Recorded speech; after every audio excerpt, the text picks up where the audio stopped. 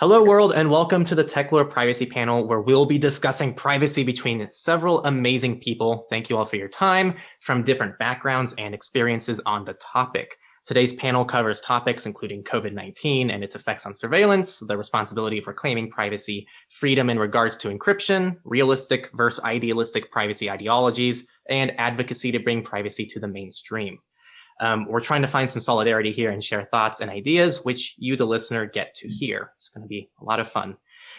So the way this works, we're going to give each individual 60 seconds to talk about their topic. And after everyone is done, there will be a 5-minute open room where everyone is able to talk about that topic and possibly debate. So this is Nixie Pixel. She runs a YouTube channel, and she was the first to bring Linux to the Discovery Channel as a show host. Prior to that, she was on a Tech TV and G4 TV, my bad. And she has been educating about security on YouTube for 10 years now. A lot of you might know her channel. It's a very great channel. And she gave a keynote speech on privacy in Wuhan, China, surprisingly, and not ironically either. In 2017, she created her own open source community, Geek Beacon, a fellowship of geeks that share their open source values and dedication towards social good. And they're kicking off an open geek culture festival in Q3 of 2021. We're actually partnered with Geek Beacon in our Discord community. So we try to do things together when we can, and it's awesome. So thank you for joining us, Nixie.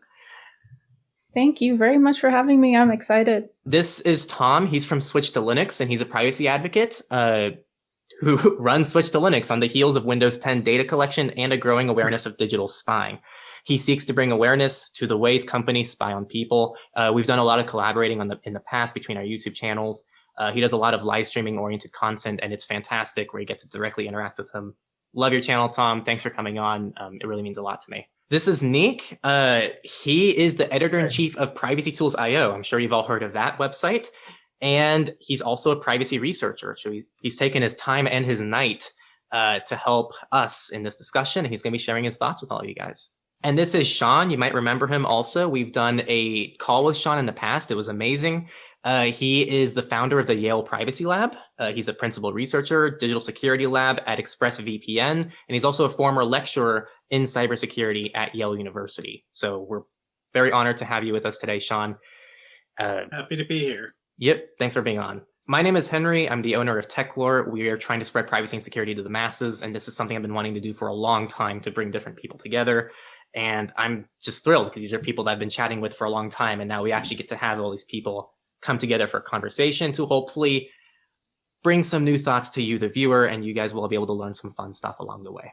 Our first topic today is going to relate to COVID-19, which is such a huge topic, and it's something that we need to talk about, especially in regards to privacy and surveillance.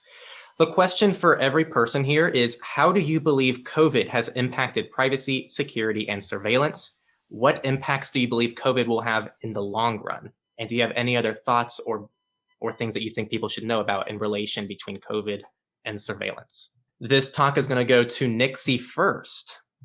Yeah, okay. Well, everybody knows that like COVID brought everyone online for most things, and we were not prepared, and companies were definitely not prepared. Like Zoom, for instance, real people had like real firsthand experiences to like hacking, which may have not happened pre-COVID. And what I mean by that is like, before Zoom, you get like a physical piece of mail in the copy, in the mail saying like, you've got hacked, which is like Target, has hacked you. And so here's what you need to do with your credit card information. But like Zoom bombing might have been like the average Joe's first hand experience to hackers, though I wouldn't necessarily call them hackers because they were kind of just brute forcing their way in there. But it was affecting everyone's like meetings and classes. And so I would say that like some good came from that, because I always scream from the mountaintops, I love this company. Zoom then acquired Keybase, which has their crypto down pat, and it was a huge win for the infosec industry. And so companies, like, usually in my experience with infosec companies that I'm a part of, they usually like make the product first and then secure it later. And I think that with COVID now, companies are starting to think the inverse of that, and are hopefully kind of doing the opposite. And I also think like we're open-minded now more to the good kind of surveillance. So that would be like, contact tracing and making outbreak threat models and stuff like that. So, most commonly used COVID-19 software right now is open source, and that's been used all over the place. And then there's another open source tool called Chime, which kind of helps hospitals know how many beds that they'll need for ICU and COVID and whatnot. So on a broader level, I hope that people are more aware of how their germs affect themselves, and that they'd also be more concerned with how their browsing and privacy affects themselves, but that's yet to be seen. So one thing I've noticed that even though people are accepting privacy policies from left to right, one thing people have become more aware of is physical privacy. Because of the lockdowns, people are more confined to their homes and family members are left to right around them. So it sometimes makes it hard for people to find their own spot and their own private little space to develop themselves and share other things. Another thing that I noticed is that people are now aware of how easy a situation can change. A government can get overthrown, people get put into lockdowns, and that really, changes their perception of how important privacy can be. Because even though privacy may not be important right now for some folks, they now realize that governments can just suddenly change overnight. One of those examples is, for example, the Capitol riots. It went well actually now, but what would have happened if a lot of people got assassinated or anything? So an entire coup could have taken place that day. And that's just about my thoughts on this. For me, I think that the biggest challenge that comes up with COVID is I'm going to disagree on good data collection with the contact tracing. We already know the police in Singapore, for example, have access to all of the data from these contact tracing apps. And I believe that is just the very scratch tip of the iceberg. The point from my perspective is that COVID was utilized to produce a fear that caused many people to start giving up data that they would not otherwise think to give up in ways they otherwise would not think to give it up. And with that, we see, like any other social issues, the first time you get into doing something, it becomes very difficult to do, but then it becomes easier and easier and easier. And my concern is that we are going to use what happened in COVID as a means to say, that was okay, nothing bad happened, and we'll become looser with giving up our individual data. And so with that, it's like the temperature of the frog has been turned up in that pot quite a bit higher really quick. So those are kind of my summarized thoughts. So I view COVID-19 as sort of an amplifying force. Some of the more positive trends were accelerated, and a lot of the negative trends were also accelerated. So suddenly we saw a ton of people at home, obviously, with the work from home thing globally. That created a lot of challenges for identity and access management, network admins, endpoint security, lots of issues there, which of course the cybersecurity folks have been scrambling to take care of and try to figure out approaches to. In social media, we saw, I think for the first time, very serious artificial intelligence moderation, which had been sort of in the background, but suddenly was embraced as the staffs for the big Silicon Valley, big tech firms sort of went home. So that had a real effect, I think, on the conversation and the way that people were able to get information out and information control and things like that. Hygienic tech, contact tracing is probably the most notable sort of tangible kind of thing for humans. I have some real serious concerns about that, specifically Bluetooth beacons in retail. And also we're seeing ultrasonic as well, coming into things like Uber, for example, for authentication. Thanks for sharing, Sean. And now we're going to open up the floor for 5 minutes for you to all discuss and have any thoughts to respond to other people and just kind of try to form a common consensus, or we start realizing there is no common consensus. So I'll open up the floor for 5 minutes. I'd like to I'd like to jump in and say one thing Sean brought up that I didn't touch on is the Bluetooth. With everyone keeping Bluetooth on for these contact tracing apps, that opens up a wide variety of a plethora of unrelated things to connect, because Bluetooth is not something we should ever have on our device turned on at all times on a blanket notice. I guess I mean, you know, go sort ahead. of from my perspective, the Bluetooth technology was forced on a lot of folks who may not be aware that down the road that could be used for other avenues. It remains to be seen exactly what the effectiveness is. So that's the other flip side of the coin. The technology, at least in the United States, has not been very effective. So to even talk about the privacy trade-off, you know, there'd have to be something to trade. And I just don't see it. I kind of was hoping, Tom, that you'd dig in a little bit more as far as Singaporean government access to contact tracing and whatnot. Could you explain a little bit more about that? Well, this is something we don't know a lot about. It just literally hit the news a few days ago, but apparently all of the contact tracing data that came out from Singapore is completely available to police to use for any purpose that they want. And I've looked at other reports looking at security audits of the contact tracing apps, and nearly every single one of them, they don't do what they say they do. They're not private by default. They are all bleeding data out, almost all bleeding data out. I can't say all, but the ones that have been researched, well over 80+% of them were really collecting more data than they should have. And then that data is available to somebody. Yeah, I guess it's going to be like the reoccurring chicken and the egg theme, because, you know, at least the US law enforcement has had carte blanche for this type of information. And now with the passing of like the Earn It Act, has even more control now, you know, going up into and including not even needing a warrant for some of these things. So I guess it's always going to be this conciliation of like, you know, maintaining privacy. Who are you fighting for? You know, and, you know, does the benefit outweigh the risk, right? Mm-hmm. Well, I mean, not to mention what is required for contact tracing is who have you been around within a 6-foot distance for 10 minute or greater period of time. That's what the standard is. That's not as difficult to figure out. You don't need an app for that. You know, going to a grocery store will not trigger any of those unless you're going to the grocery store and staying next to the same person for the whole time.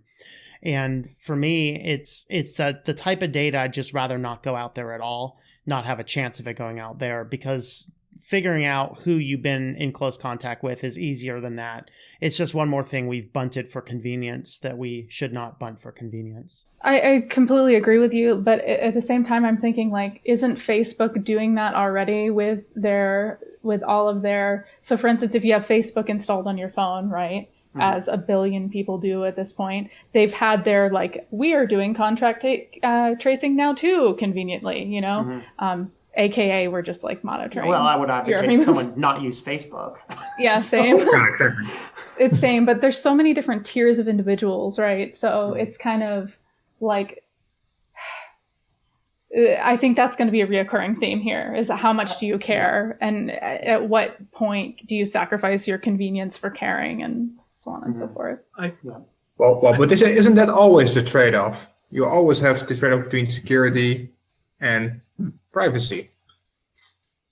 I think one of the things that we need to sort of underscore here, at least for myself, you know, I'm in a relatively privileged situation. I don't have the real serious threats of violence. I don't have, you know, that some people are dealing with. I don't have the types of pressures on me that some folks are dealing with. And also, I haven't felt very viscerally yet strong threats to my own personal autonomy. So from my perspective, one of the interesting things about this location and proximity surveillance is that it has the potential to do that for the first time for a large swath of population that hasn't yet had their movements limited, for example, because of technology. So up to now, it's kind of like, well, what website do you use? You know, how do you do your trade-offs there? Or you know, what chat app do you use? What are your trade-offs there? But we're going to start seeing some really direct results from this correlation of proximity with other humans, where we visit, how long we're in a specific place, whether or not we're allowed to drive a vehicle, things like that. I expect there's going to be a lot more correlation of that information on movement in the future. And again, from my perspective, COVID-19 just kind of accelerated that, unfortunately. Completely agree.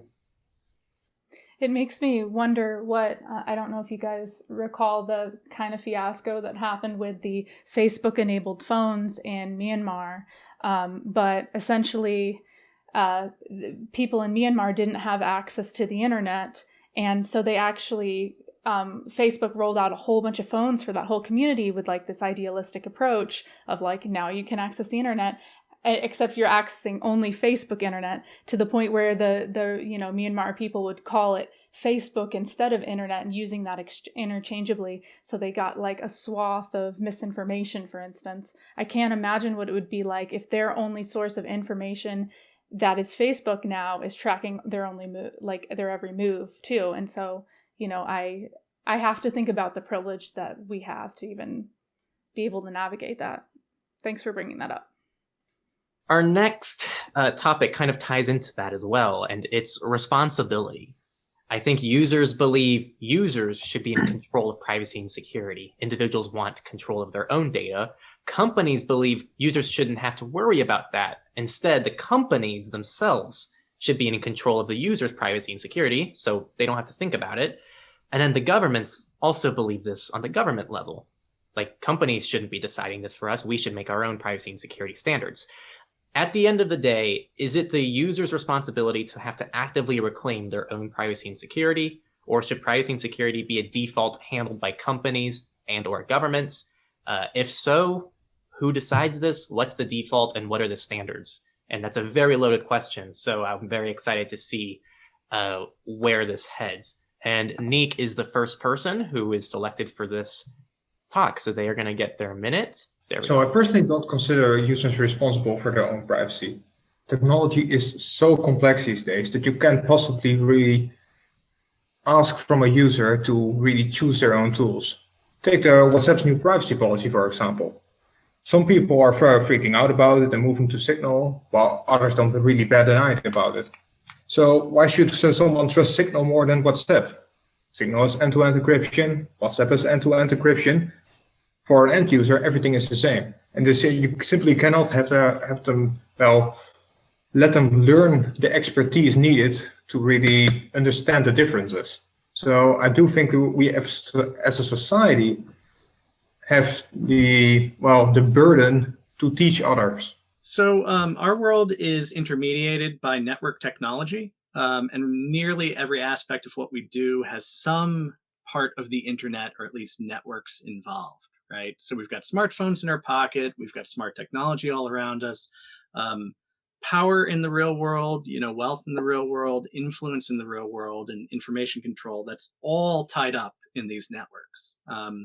So to me, it's not a surprise that you have different actors who are trying to sort of control what goes on within that context. I think putting the responsibility in the hands of the user solely sort of is blaming the victim. Privacy is not a standalone sort of negotiation, which is one of the issues I think that exists in the transactional sort of consent-based model around privacy, especially when we talk about things like privacy policies and click-through windows and checkboxes and so on. It's difficult for me to know, for you to know, for any of us to know what the impact of a specific privacy decision is, because there's an ecosystem of technology around us. And also the impact could be felt far in the future. So clearly, especially this is easy to say about young children, you can make decisions that will affect you for the rest of your life. Your parents can make those decisions for you. Your school can, your government can.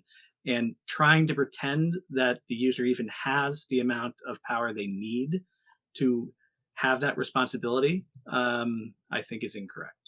Yeah, I completely agree. And I think it is, the word ecosystem, you hit the nail completely on the head, Sean. It should be default that we get to choose, but there are almost a hierarchical way about it, and it is kind of a chicken and egg theory. But I do want to kind of make something clear, because a lot of it, at least in the U.S., one of the things that we talk about a lot is our First Amendment rights to free speech, and and it is interesting about what Niek said about the Turkish government causing WhatsApp to moderate those checks and balances on and possibly infringing on people's First Amendment rights and things like that. But I think it's important to highlight that the EU data protection laws, right, and our First Amendment is not the same. And GDPR is an example, and maybe Niek can speak to this, of the European government, in theory, like fighting for the users or fighting for their people, by enabling users to demand their right to privacy and hold those companies accountable. But with the US, it's different. People use that First Amendment argument all the time. And I think, just finally, like, First Amendment rights define rights regarding US government, not private companies. And the company has a right to refuse service. And in fact, it's the opposite. So companies have actual First Amendment rights of their own to set the editorial policy. And so that way it can be a wild, wild west situation. Yeah, this is a very difficult and fascinating question. And I think that ultimately the user should be the one in full control, but that generally doesn't happen. They should, though, have the option to punt down to a company. It should never be in the hands of the government, because right now you either believe that Hitler just took office or Hitler just left office. And the fact of the matter is, this is exactly what Edward Snowden talks about with turnkey government. If they have data now, they might be perfect now, but in the next administration, it may not be. And so we never want to do that. But in reality, what tends to happen is the companies scoop up data indiscriminately without any say in the end user. And then the governments just say, hey, we'd like to buy that. Like, for example, I just encountered another article just the other day where defense was buying user location data rather than seeking warrants for it. And they can do that because they are a third party to the data collection, and you agreed in the terms of service that you can share your data. And so that's really what happens. But what we need to do is actively reclaim the privacy in our life so that we can do the actual steps we need to do. That's ultimately the thing, is that the user should have control. So we don't have an Equifax situation where I don't do business with Equifax. You may not do business with Equifax, but they had everybody's data and they leaked every bit of data. What do we do? That's my thoughts. All right, thank you all. And then now we're going to open things up so you can all discuss some of the things you already talked about. And there we go. I guess I have a question, since Tom just mentioned it, and like the idyllic scenario of us being able to take back our data.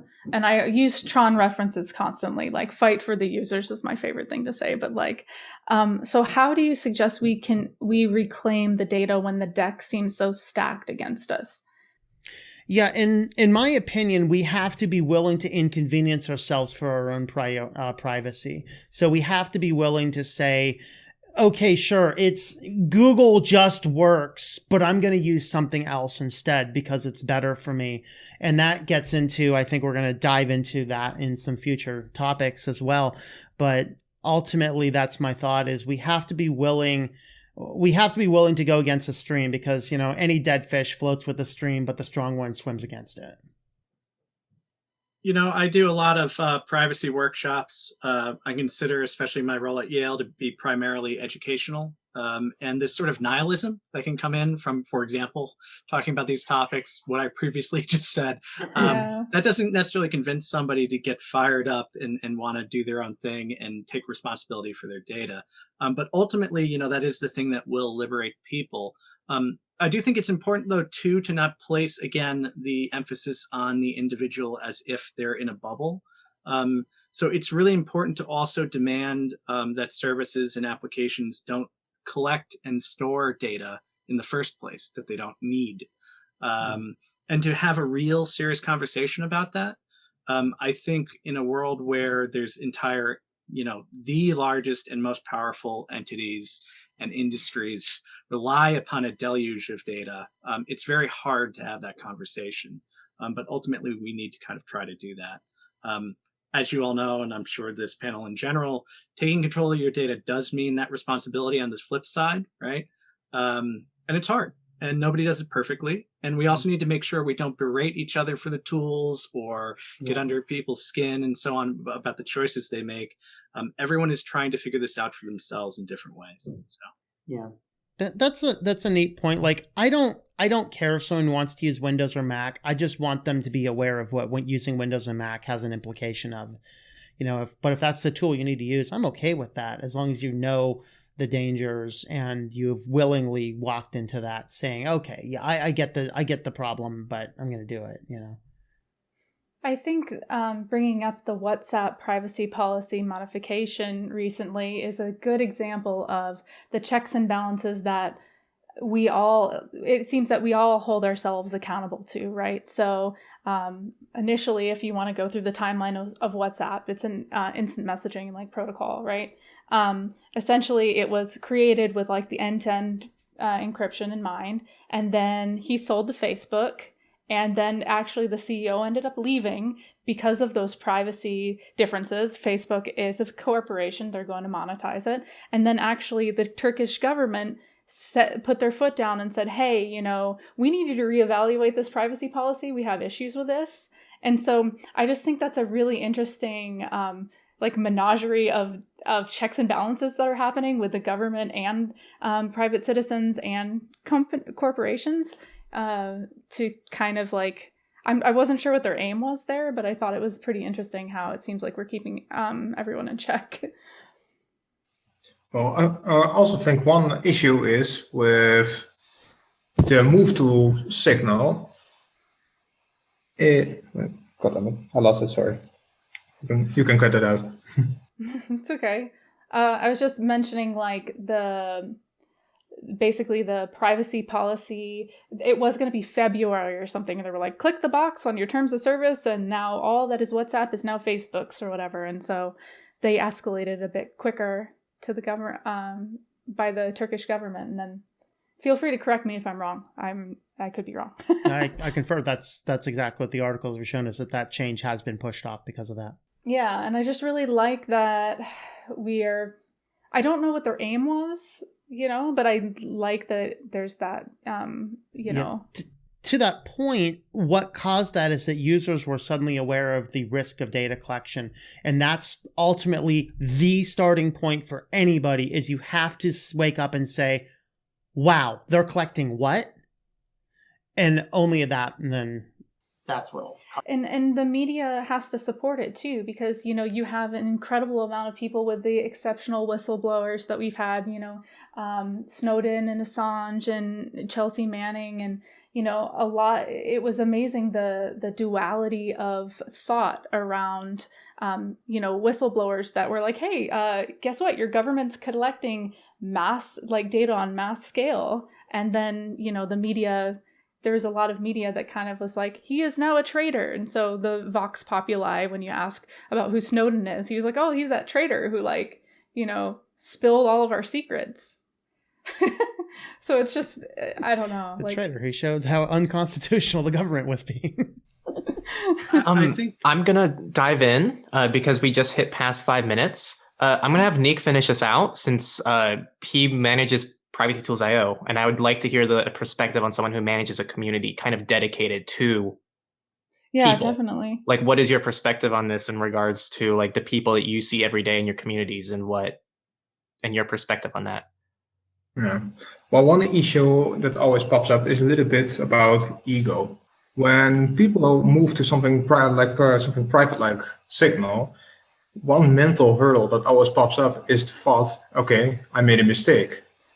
The mistake is that they trusted all these different companies, that all their data would just be fine, that it wouldn't get used, that it wouldn't have been a problem.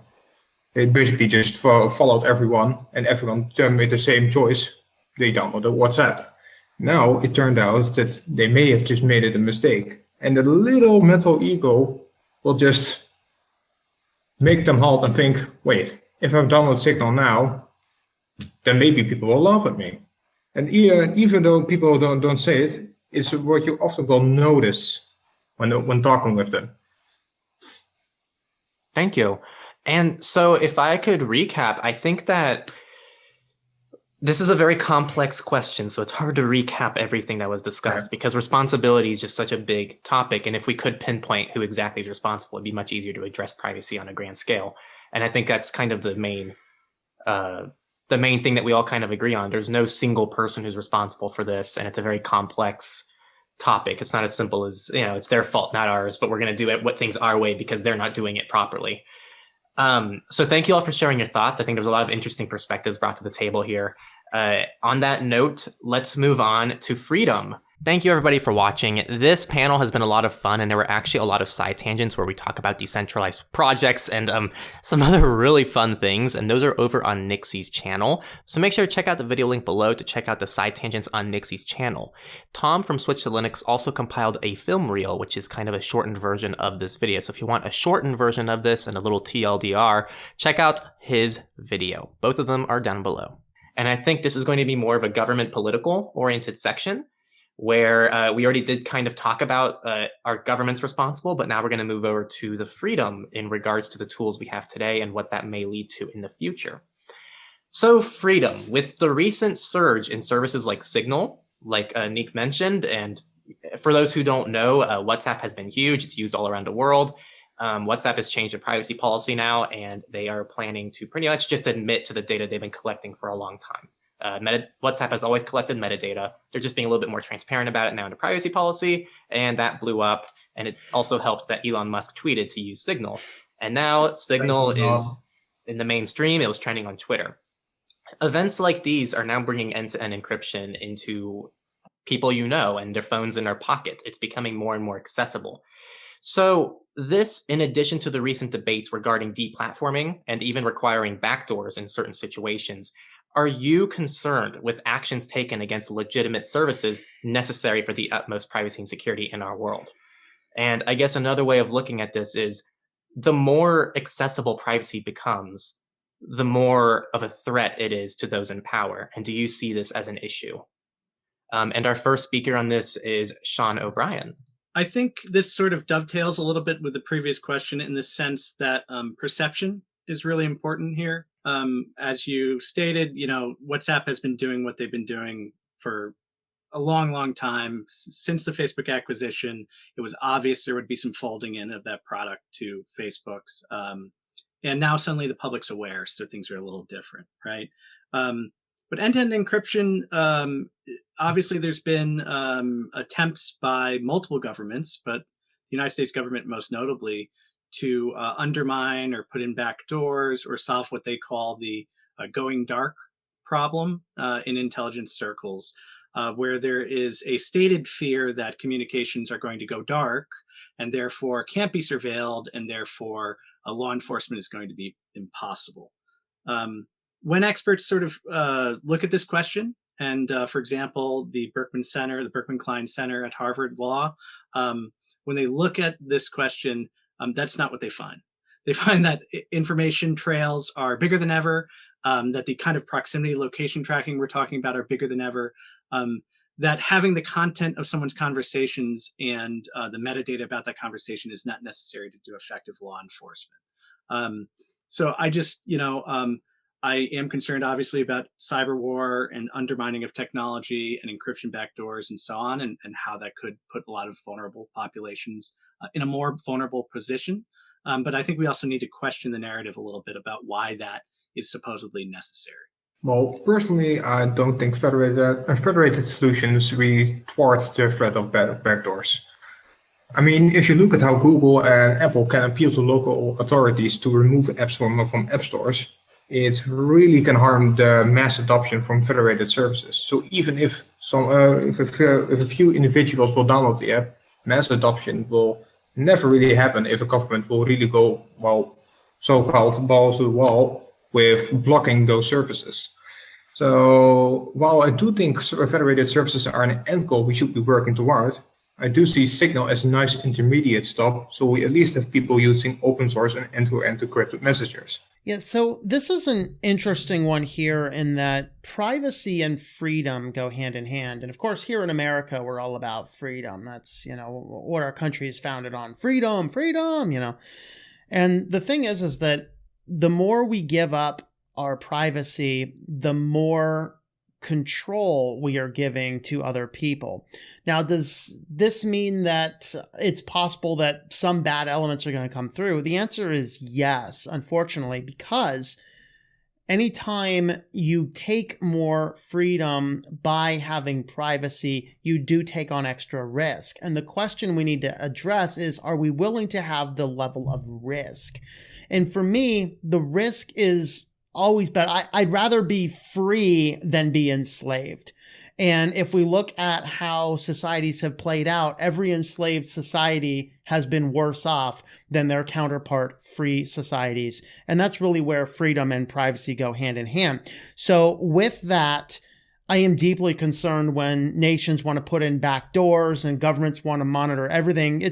What tends to happen is it tends to shutter political speech, not actual violent speech. And we start seeing this in a lot of groups. It's a lot of the deplatforming we see isn't necessarily because people are actually calling for violence. It's that people are actually disagreeing with popular political views one way or the other. That's the way that I've seen it, in that you ask, how is things going? But the fact is, it turns into the wrong thing, not privacy or whatever else. Okay. Yeah, I completely agree. It seems like we're unanimous with this. The censorship that comes from these choices, in policing free speech will also run the risk of silencing that public discourse. And, the Earn It Act, I keep talking about it, but that's just one of many what I call like Trojan horse bills. UK has them, the EU, or not the EU, Australia also has something, anti-privacy bills. The issue with legislating morality is, you can't selectively break encryption. I don't think they necessarily know this. Like, you can't build a backdoor that only good guys can use. So you also have a lot of technical implications of that. And regardless of what side you're on, I agree with Sean. You should be questioning really the legitimacy and validity of everything. And with AI monitoring and public opinion and search is now like highly personalized, right? We can go an extremely long time without actually seeing the opposing sides of the issue. So, like, case in point, who's this video going out to? Is this, is this video going to a place that the Google algorithm says we want it to go? So I think, being spoon-fed what we want to see also leads to possibly really dangerous categorizations.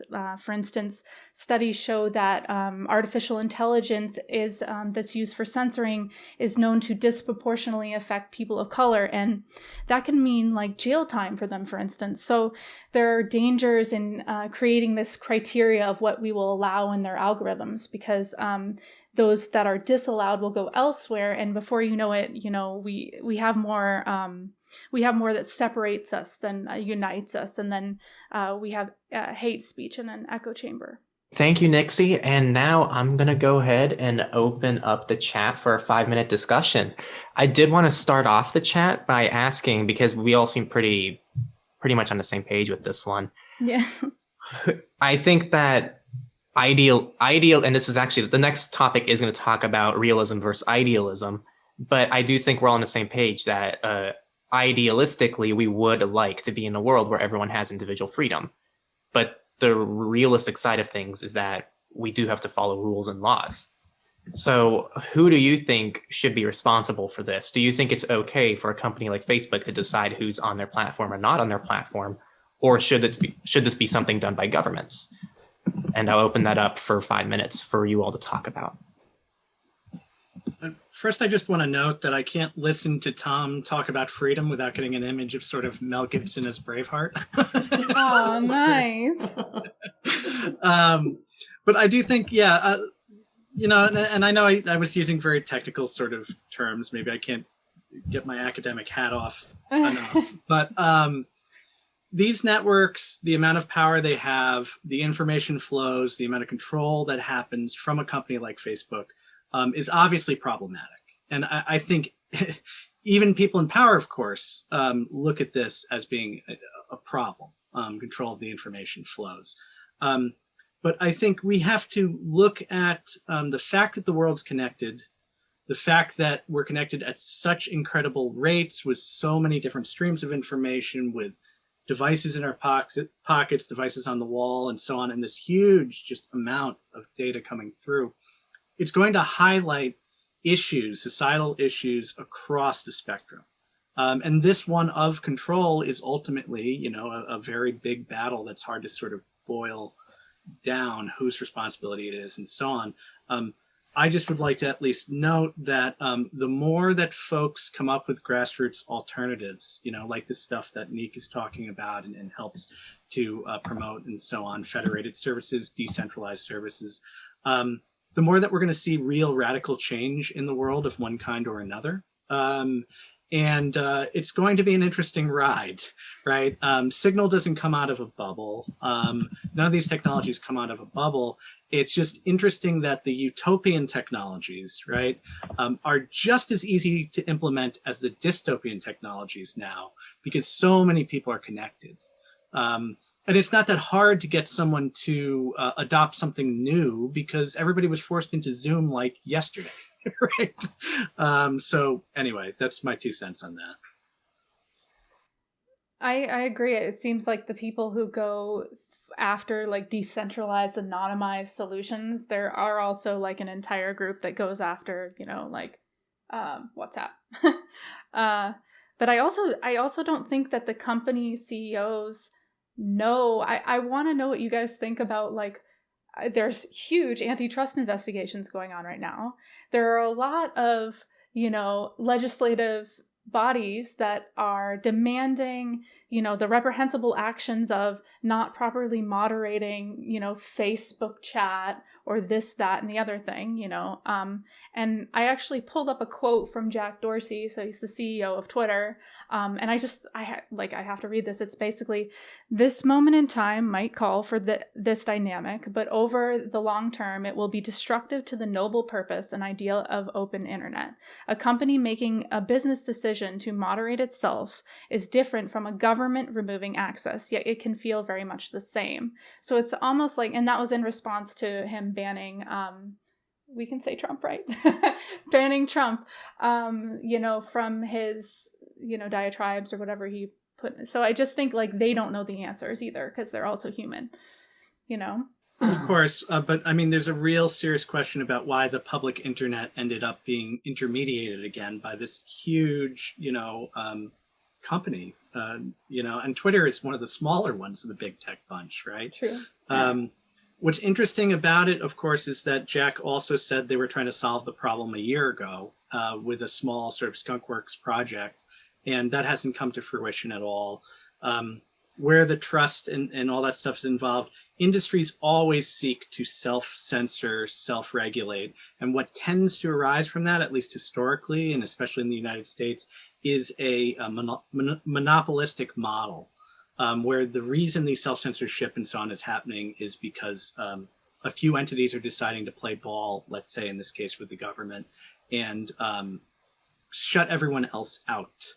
So what tends to happen, the effects of that, in my opinion, are that small players or alternative players or replacements end up getting the short end of the stick, which is why I don't necessarily seek policy solutions. I'm hoping that grassroots sort of replacements are going to be viable enough, can be flocked to, et cetera, et cetera. I just don't see the whole antitrust thing working out very well. Yeah, so hopefully like the oligopoly, it's not monopoly, it's more than one, so it's like an oligopoly. Oligarchy. Hopefully that does not supersede and that there is competition allowed on the landscape. I don't know. Sure, but I mean, look, you don't get $1 trillion by not spying on people, not in the world we're in. Yeah. One of the problems about the grassroots but one of the problems with the grassroots organizations is right now there seems to be a coordinated effort to take down everybody who is not among the big players. And that in and of itself is certainly a challenge. I thought of this though when Sean was giving his first minute. If you don't know the history of how the Silk Road was taken down, it had nothing to do with all the surveillance. It was good old-fashioned police work. What was it? That's all it needs done. Wasn't it like Colonel Mustard literally in the library with a candlestick or whatever? He was, like, in the Indeed, library. it was Colonel Mustard in the library with the feuding couple and the computer. Yes. Yeah. But they tracked him down to a coffee shop. So for those watching right now, we just had a big side tangent. It will be in the end of the video where we talk about different projects and decentralization, some other things that tied into that. So tune into the end if you want to hear it. In the meantime, we're going to move on to the next topic, which is realism versus idealism. Is absolute privacy and is making everyone private in our world something that's idealistic or realistic? And are there situations where users shouldn't have privacy? And if so, what are they? And in regards to how do we accomplish it, what are some of the idealistic versus realistic methods of accomplishing that? And we're going to open with Tom from Switch to Linux on this one. And you have a minute. All right. So I definitely think this is more idealistic, but shooting for the moon always places you among the stars. So it's something we should strive for. Nevertheless, we're never going to reach perfect privacy. Sometimes it's because there's a tool that we need. Sometimes it's a tool that, okay, I've weighed all of the pros and the cons, and yeah, I'm just going to go with the easier to use service. And there's things about that are fine. So while absolute privacy is not attainable, we should strive to do the best we can, choose which privacy battles we win, which privacy battles we lose, weighing the options and the user friendliness accordingly. Simply because we're going to get to a point where at some point in time, privacy, we have to recognize it's not a one point in time, my name and numbers on the internet, but it's an unfolding thing. If you haven't seen it, watch that Selfish Ledger Google video. It will terrify you about what the real state of privacy is. So, in final thought, only in the, I think this is the last one is, are there situations where there should not be privacy? In my case here as an American, only in the case of a criminal conviction based on the jury of your peers could some privacy rights be suspended. I think parole, probation, these are always very specific and companies don't have the choice. It's the jury of our peers. So that's my thoughts. So on this topic about privacy, idealism versus realism, I actually want to talk about how privacy elitism is a real problem here. Privacy advocates sometimes tend to forget that it can be better to settle for a less than perfect solution. If something offers a superior usability that will keep their contacts away from less secure alternatives, then that can actually be a positive net win.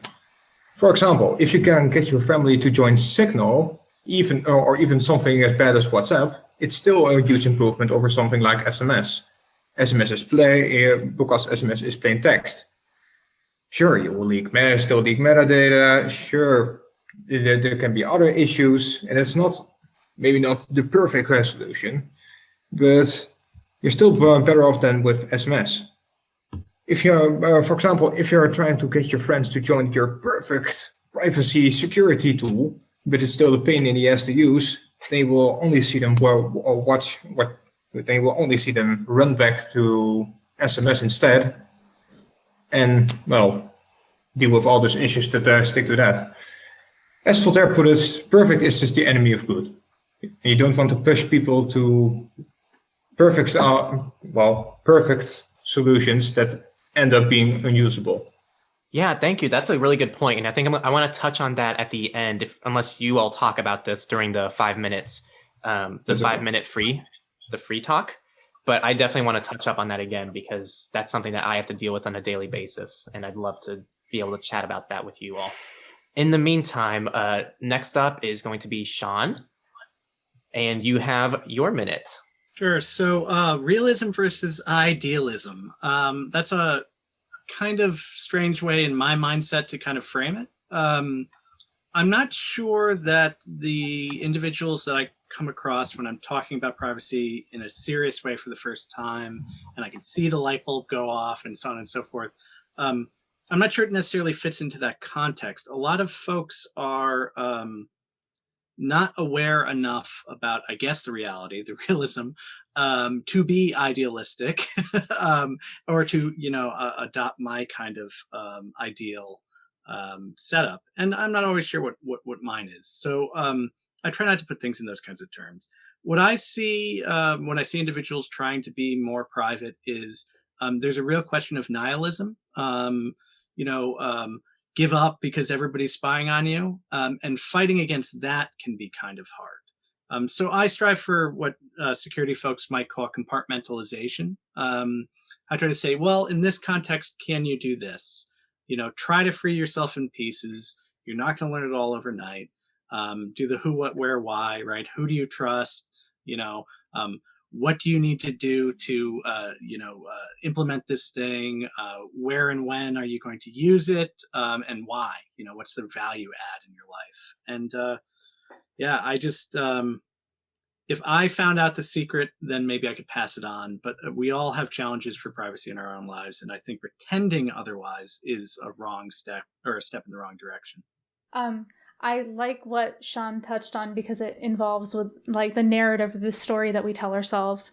And so another common loop that I hear is, I don't care about spying, or I don't care about, the TSA doing something because I have nothing to hide.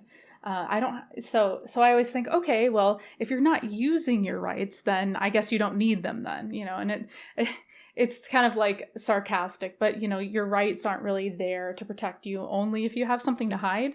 And so I would say like it's definitely idealistic in the US. And if we're being realistic, we have mass surveillance at scale. So and to touch on what Tom was saying about like, because I love this question, is there ever a point where you don't need privacy? And I guess if the intention of some of our programs in the US was if there was imminent danger, imminent criminal activity about to be committed, then you're allowed to eavesdrop on the conversation. We did that in the US with those programs. But oddly enough, they found out that like with 6 degrees of separation from, like everybody is 6 degrees separation from a criminal somehow. So that means that they're justified in gathering all the data that they possibly can from every private citizen, right? So if that's already happening in our own government, the cherry on top is that we also sign away our rights essentially when we decide to go with our internet service provider. So that's the reality of the situation. All right, thanks all of you. There was a lot of good things said there. I'm going to open it up for the 5 minutes, and I will be interrupting at a good point in time to bring up elitism. So we can try to save that conversation Yeah, that was cool. for that portion of it. If not, we're just going to keep it as a free space for you to chat. Oh, wow, that's a lot. Well, Nixie, I think it's important for you to bring up dragnet surveillance and sort of that 6 degrees of separation. One of the things I see more often now in this world that we're in, especially post-COVID, but contrasting it with 2013 with the Snowden disclosures and so on, it's not about just saying, hey, we need to stop the internet pipes from just being siphoned and all the information being analyzed and so on. We need to really look at targeted surveillance. It's very, I don't want to say easy, but it's much easier than it used to be to do the things that we used to consider targeted for one individual against many individuals in an automated way. And if you can decide, for example, that a network of individuals who are separated by some sort of social graph are problematic, you can target them individually and take out that social graph, basically. So I worry a lot about that. It's an important thing to kind of, because I think as privacy advocates, as educators, it's often like we talk about the mass stuff, but not the targeted stuff. And when we do talk about the targeted stuff, we talk about some, problematic stuff, right? Spouses or, ex-boyfriends or whatever targeting someone. But we also need to now look at these things as potentially much more automated and very similar to mass surveillance when they're used at scale. I agree. And that also brings into question the I have nothing to hide defense, because if you give away your rights by saying I don't have anything to hide, therefore, take everything, then, algorithms are not always correct, and to piece together that tapestry of data to implicate you in a crime that you didn't commit, for instance, like how to get people to care about this, I don't know. But one of the main issues that I have, and I have a hard time sleeping at night, is basically we create policy for which we kind of stand, as a government, they stand behind their blue line of silence that kind of says, we're creating this act to protect you, the Patriot Act to protect you. And this is all for your protection, or, the to prevent child exploitation. But did we mention we're also going to break encryption? Like, they're just, the vast majority of people are just going to like hone in on, oh, it's for our protection, and then we're like that a sci-fi book that I can't think of the name of. Somebody help. 1984. 1984. I was like 1982. Yeah. Yeah, I commented, actually. I just did a tinfoil hat time episode on my channel the other day. In fact, I have my hat right here. And when I did the tinfoil hat time episode, we talked about in the book, everyone had the telly screen and you weren't necessarily being watched at any point in time, but the fact that you could be watched at any point in time was enough to raise any issues. But now we're in a situation where everybody is watched at all times, and then they can retroactively look back. So this is the biggest challenge. Sure, you may not have nothing to hide now, but what if what you believe now is now, quote unquote, against the law later? And now we start seeing what happens on Twitter, where somebody's had a Twitter account since they were 14 years old. Now they're now 28, trying to run for office, and somebody unveils tweets that he said when he was 14, long, half a lifetime ago. And some of those cases, things were just in vogue at the time, and they're completely out of vogue now. And that's the same type of stuff we see when we can be retroactively judged for opinions that were perfectly sound a decade ago, but now they're out of vogue, and we can be, quote unquote, canceled for the opinions we had years back. That's one of the biggest problems with the fact they're collecting, harvesting, storing, and then analyzing the data at a later time. And that, what you mentioned, is actually citizen-based witch hunts. Yeah. Though that isn't even an algorithmic, the fingerprint created by Prism or XKeyscore or any of those secretive things. Yeah. You were saying, Nick? Well, one of the things that people often don't understand is that your data is your identity. And if people misinterpreted your data, they will misinterpret your identity. Things can be taken out of context. And like Tom here actually said, tweets can be taken out of context. A lot of things can just come back and haunt you later in the future. Yeah, I mean, I think privacy and anonymity are liberating in a sense because they allow people to figure out who they are also. Especially if we're going to have young people on the internet, right? And on smartphones constantly. People used to go to the city for anonymity, right? To reinvent themselves and so on and so forth. And not having the capability to do that is not only a problem for autonomy and these issues that you all are raising, but it's a problem for innovation too, right? If you can't take the steps you need to take to invent something awesome and new, and you're sort of confined to a box and you're never able to get out of it, that's a real cultural and sort of, I guess I would say, economic problem, which we really need to think about. All right, let's finish this up, especially for Niek. I'm sorry, Niek. Yeah, we have the big question. Yeah, the big question is advocacy.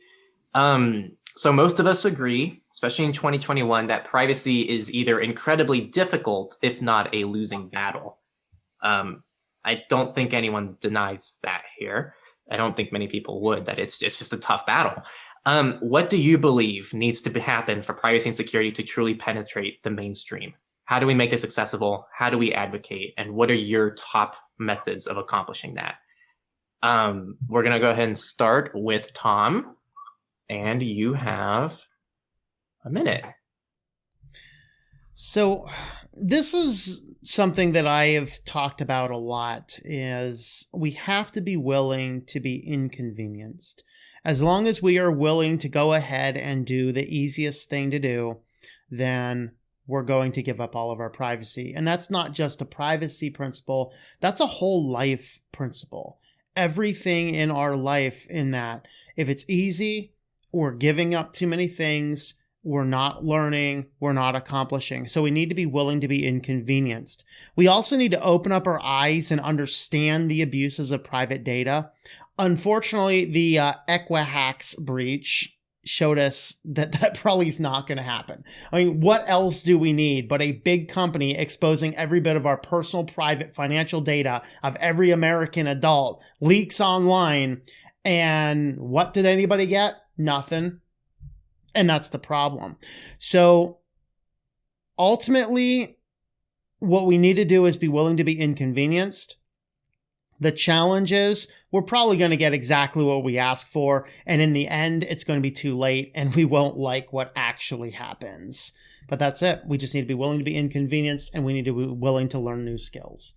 Yeah, I just say a sweeping change of mindset of the social ecosystem is vital. I mean, if we can't fight back as on a massive scale as private citizens, there are two main stakeholders that are really set to make this happen and to always be big brother, and that's corporations because they can track us and they can sell everything to us, and that's the government because they set the narrative of every single bill they pass that's backdooring all of the stuff we do being for our protection. So my only hope is that we can use our voice as much as we can in legislation to affect change, and we've seen it with the California state equivalent of the GDPR. So I know it's possible. Huge companies are under antitrust investigations. So I guess that shows that we're able to hold certain entities accountable. So yeah, I just hold your government accountable, protect cryptography, protect whistleblowers, make internet a public utility for crying out loud. And if all else fails, let's roll our own internet because, Comcast and Charter and AT&T would let us do that, right? Well, yeah. Well, in the end, I think the most important focus point here would be usability. I mean, end-to-end encrypted communication has been a thing for ages, actually, by now. Look at things like GPG. But it wasn't until end-to-end encryption was popularized by maybe certain likes of Signal and WhatsApp that people actually started using end-to-end encryption without even noticing it. And that's why I actually think it's really crucial to keep focusing on making privacy-friendly software usable. I'm sure I could say some awesome platitude or something, but I just kind of feel like we need to not just tend our own gardens, which that's what happens when folks get too deep into a technological rabbit hole, right? They start worrying about their own life and their own environment and then trying to apply that paradigm to other people. I think we need to make sure we're also helping other people tend their gardens, but they still have to do it their way in a certain respect. I also don't think we can solve everyone's problems, right? So trying to tend everyone's garden all at once is also problematic. So becoming an advocate and educator for privacy is a great step for you to learn yourself. As most teachers know, when you become a teacher, you learn.